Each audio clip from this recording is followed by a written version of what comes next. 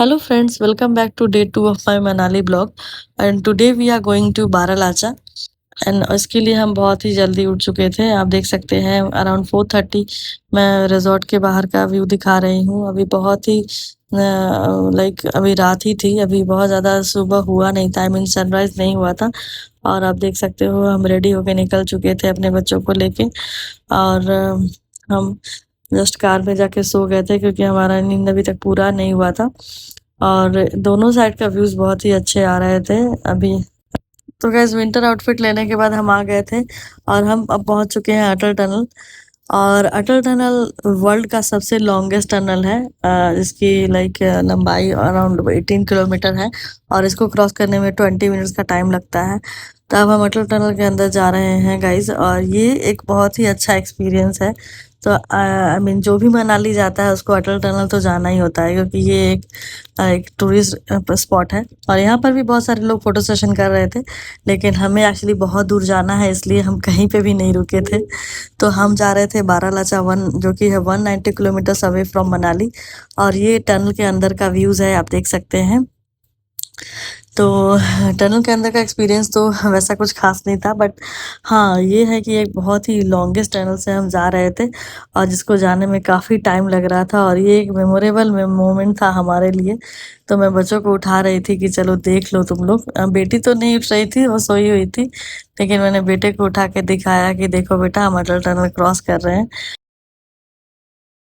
So after 20 minutes हमारा अटल tunnel का बाहर का रास्ता आ गया था और अटल टनल के दूसरे दूसरे साइड आने के बाद यूजुअली सबको बर्फ़ मिल जाता है जो सम विंटर सीज़न में आते हैं और हम समर में आए थे तो हमें नहीं मिला था यहाँ पे बर्फ़, लेकिन व्यूज़ अच्छा था, आप देख सकते हो। तो यहाँ से आप रोहतांग पास भी जा सकते हो, सिंकुला भी जा सकते हो और बारालाचा भी जा सकते हो। तो हमने सिंकुला का रास्ता लिया था क्योंकि हमें बारालाचा जाना था और फिर इसके बाद हम सिंकुला के रास्ते से बारालाचा की ओर जा रहे थे और बारालाचा तो सिंकुला से हम निकल गए थे बारालाचा के लिए और आप देख सकते हैं दोनों साइड का व्यूज़ बहुत ही अच्छा है और रोड्स भी काफ़ी अच्छे थे। और हम इन्हें सिंकुला में उतर के खाया था आलू पराठा और ब्रेड और ये सब हमने खा लिया था क्योंकि हम अर्ली मॉर्निंग निकले थे तो हमने ब्रेकफास्ट भी नहीं किया था। और इसके बाद हम यहाँ से थोड़ा सा रुक के और ये सब खाया और इसके बाद थोड़ा सा रेस्ट करने के बाद हम निकल चुके थे। तो इसके बाद अल्टीमेट हाइट वाला पहाड़ी आने वाला था और उसके बाद क्या होने वाला था इसका अंदाज़ा तो मुझे भी नहीं था। तो आप देख सकते हैं कि पहाड़ी रास्ते जो बर्फ़ से ढके पहाड़ बहुत ही सामने दिख रहे हैं अब बहुत ही नज़दीक आ चुके हैं ये गाइस और हाइट बहुत ज़्यादा बढ़ चुका है। और इसके बाद हो गया हालत ख़राब। तो आप देख सकते हो कि मेरा हालत थोड़ा-सा ख़राब लग रहा है। मुझे एएमसी होने लगा था, जैसा कि आप देख सकते हो कि क्लाइमेट की वजह से मुझे थोड़ा ब्रीदिंग प्रॉब्लम हो रहा था और चेस्ट कंजेशन हो रहा था। तो फिर भैया ने, जो ड्राइवर थे, उन्होंने मुझे कपूर सूंघने के लिए दिया। कपूर सूंघने से मुझे बहुत ही आराम मिला। तो मैं फर्स्ट टाइम गई थी इतनी ज़्यादा हाइट पे, तो मुझे आइडिया नहीं था कि ऐसा कुछ होगा। फिर मुझे डर भी लग रहा था क्योंकि बच्चे भी साथ थे और अभी तक मेरे हस्बैंड को कुछ प्रॉब्लम नहीं हो रहा था, वो ठीक थे और बच्चे भी ठीक थे। फिर भी मैं बच्चों को थोड़ा बीच-बीच में उनको भी कपूर सूंघा रही थी।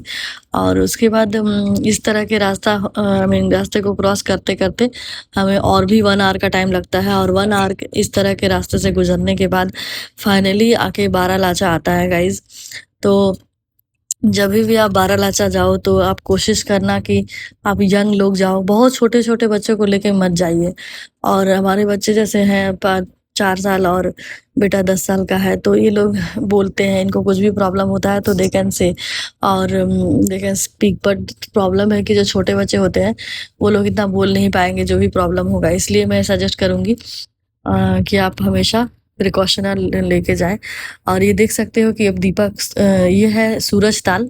सूरज ताल एक फ्रोज़न लेक है और ये बहुत ही अच्छा हिमाचल का बहुत ही फ़ेमस लेक है। चंद्र ताल के बाद आता है दीपक ताल का ही नाम।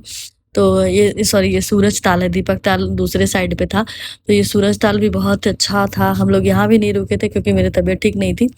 तो आप देख सकते हो फाइनली हम आ गए थे यहाँ बारालाचा और बारालाचा में आने के बाद हमने अपना विंटर आउटफिट पहना और विंटर आउटफिट पहनने के बाद हमने बर्फ़ में की थोड़ी-मोड़ी मस्ती। मैं चाह रही हूँ कि थोड़ा एन्जॉय करूँ क्योंकि इतनी दूर आई हूँ, इतना एक्साइटेड होके और थोड़ा तबीयत भी ठीक नहीं लग रहा था, तो मैं ऑक्सीजन लेने की कोशिश कर रही हूँ गाइस। तो इसीलिए मैं बोल रही हूँ कि जब भी आप जाओ तो ये सब थोड़ा प्रिकॉशन लेके जाओ, और कपूर ज़रूर लेके जाना, कपूर सूंघते रहना, और पानी भी सिप-सिप करके पीते रहना। हमें तो कोई आइडिया नहीं था, फिर हमें ड्राइवर ने जैसे बोला करने के लिए वैसे हमने किया। और आप देख सकते हैं अभी हम लोग फाइनली बारालाचा आ चुके हैं, और बारालाचा में आने के बाद हमने धीरे-धीरे बर्फ के अंदर खेलना स्टार्ट किया। और यहाँ पर जैसा कि देख के बहुत सुंदर लग रहा है सब कुछ, और सच में बहुत ही सुंदर था, जैसा कि मूवीज में होता है वैसा ही था। लेकिन बर्फ को जब भी आप हाथ में लगाओगे, इतनी ठंड थी कि पूरा शरीर कांप जा रहा था। और हम एक्चुअली इमेजिन भी नहीं कर सकते हैं कि कितनी इतनी ठंडी बर्फ होगी। इसलिए ग्लव्स के बिना तो बर्फ को हाथ देने लायक ही नहीं था। और वैसे तबीयत भी मतलब बहुत अच्छा नहीं लग रहा था, ऐसा लग रहा था कि सब कुछ ब्लर हो रहा है और कुछ बोल नहीं पा रहे, बहुत कंजेशन हो रहा है, ब्रीदिंग प्रॉब्लम, तो थोड़ा मोड़ा प्रॉब्लम हो रहा था, but still we manage and somehow we try to enjoy it and click some photos। तो हम जैसे कि आप देख पा रहे हैं, बच्चे भी खेल रहे हैं, बट इनको भी थोड़ा सा प्रॉब्लम हो रहा था, और मेरे हस्बैंड को भी अल्टीमेटली यहाँ आकर थोड़ा मोड़ा प्रॉब्लम हुआ। और मतलब ये भी थोड़ा ये इनको भी ब्लर हो रहा था और चेस्ट कंजेशन हो रहा था। तो जो भी फर्स्ट टाइम जाएंगे उसको थोड़ा प्रॉब्लम हो सकता है। फर्स्ट टाइम क्या, यहाँ ऊपर जाने से थोड़ा ऑक्सीजन का प्रॉब्लम हो सकता है, तो कपूर सूंघते रहिएगा और सिप सिप करके पानी पीजिए। और यहाँ आके बहुत ज़्यादा एक्टिविटी मत कीजिए, मतलब दौड़ने का या फिर जंप करने का, या फिर बहुत ज़्यादा बात मत कीजिए। थोड़ा धीरे-धीरे टाइम लेकर आप इसमें एन्जॉय कीजिए, वही मैं सजेस्ट करूँगी जो फर्स्ट टाइम जाने वाले हैं। क्योंकि स्टार्टिंग में जाके ही आपको थोड़ा बॉडी एडजस्ट नहीं होता है, और तो इसलिए थोड़ा-सा प्रॉब्लम होता है। तो आप देख सकते हैं हमने थोड़ा देर रुक-रुक के फ़ोटो-वोटो लिया और थोड़ा वीडियो बनाया। और तो वही है कि मैं बस चाह रही थी कि जल्दी निकल जाओ। आप सोचो, आप इतनी दूर जाते हो इतनी पैसे खर्चा करके, और इसके बाद मतलब हम लोग को था कि बस जल्दी से हम नीचे चले जाएं ताकि बच्चे को कुछ प्रॉब्लम ना हो। मैं तो मतलब एज अ मॉम, मतलब मैं हमेशा अपने बच्चों के बारे में सोच रही थी कि बस जल्दी से सब कोई अच्छे से चले जाए।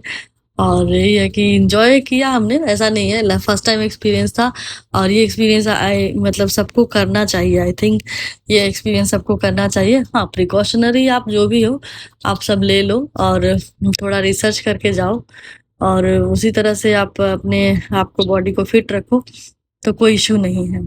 तो ऐसे बहुत अच्छा रहा हमारा डे 2 भी बहुत अच्छा था। बारालाचा का एक्सपीरियंस बहुत ही सुपर्ब था, मस्त था।